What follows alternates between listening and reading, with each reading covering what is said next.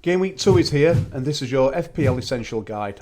Buy or bin, knee-jerk transfers, differentials and captaincy. Everything you need ahead of Game Week 2 deadline. Let's get straight into it. First up is Christos Zolis, and for me, he's a buy. Arsenal already look like a much more attacking side this season, and Zolis has started with an assist in Game Week 1. Last season for Club Bruges, he started 34 games, scoring 17 goals and provided 23 assists. That's 40 goal contributions, and at just 6.5 million in this Arsenal attack, I think he looks a real bargain. Next up is Declan Rice, and for me, he's a bin.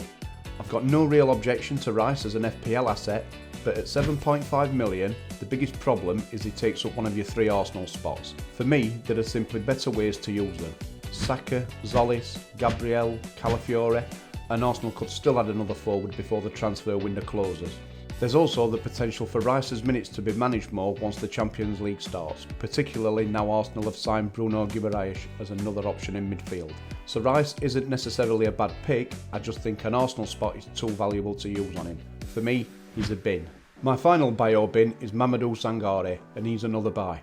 Brentford paid a club record 39 million to bring him in from Lens, and he couldn't have made a much better Premier League debut.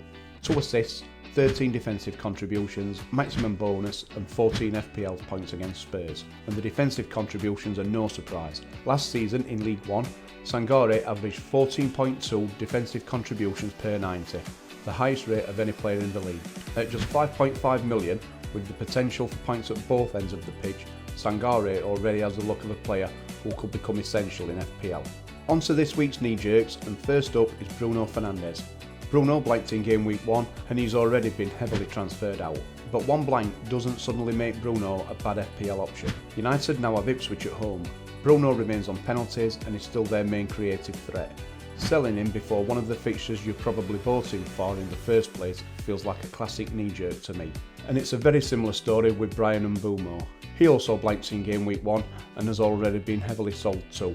But just like Bruno, he now has Ipswich at home. We picked these United players because of their opening fixtures, so selling after one disappointing result immediately before Ipswich at home feels far too reactive. For me, Mbeumo is another easy hold for Game Week 2. And finally, Ezri Konsa, who's been heavily sold after not starting in Game Week 1. But there's an important reason for that. His move to Arsenal was completed too late for him to start.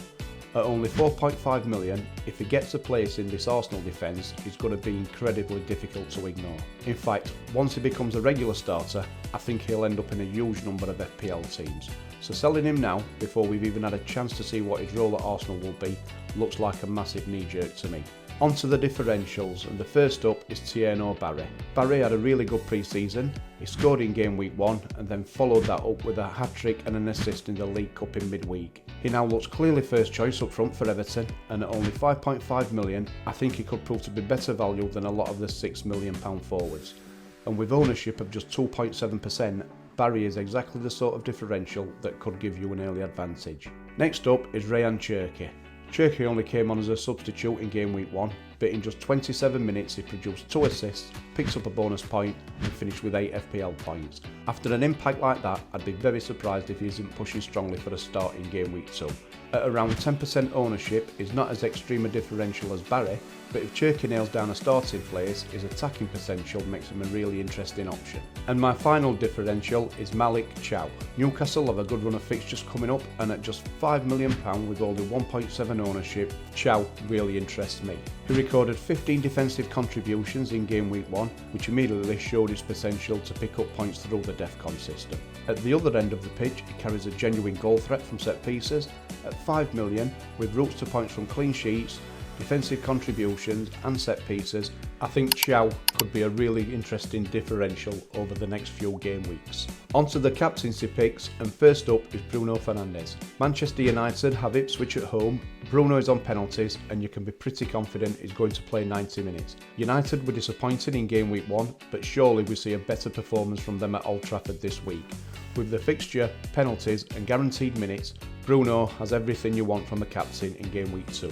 Next is Erling Haaland. Haaland is always going to be a captaincy option regardless of the fixture, and we all know the damage he can do. He blanked in Game Week 1, but that certainly wouldn't put me off captaining him. The only issue for me this week is the fixture. Palace away looks considerably tougher than Ipswich at home for Bruno. He's absolutely in the conversation, but I don't think he's the standout captain this week. And finally, Alexander Isak. Liverpool have Nottingham Forest at home, and with Ekitike still out, Isak looks likely to get the full 90 minutes again. He didn't return last week, but he recorded 1.09 expected goals against Newcastle, so the chances were certainly there. Given Isak that same sort of opportunity at Anfield against Forest, and I'd expect a very different outcome. For me, he's right up there with Bruno as one of the best captaincy options for Game Week 2. And that's my essential guide for Game Week 2. Let me know in the comments who you're captaining this week, and if you found this useful, please like the video and subscribe for more FPL content every week. Good luck for Game Week 2.